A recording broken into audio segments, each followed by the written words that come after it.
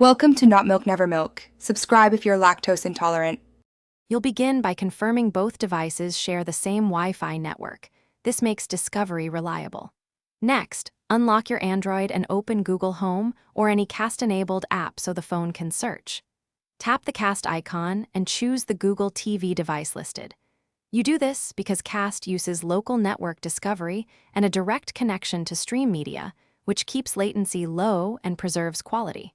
Once you see the device name, tap it to initiate the session and wait for the TV to accept the connection. Now that the TV and phone recognize each other, you'll pair and choose the streaming mode. Use the Cast icon in your app and, if asked, allow permissions for local network and microphone if prompted. This is required for discovery and remote control features.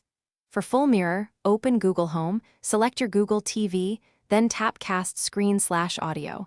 This mirrors apps, UI, and sound.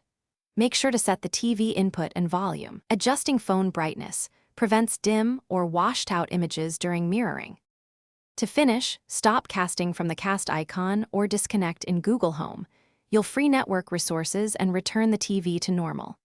If wireless casting is unreliable, try a direct USB-C to HDMI adapter. This bypasses Wi-Fi and reduces lag.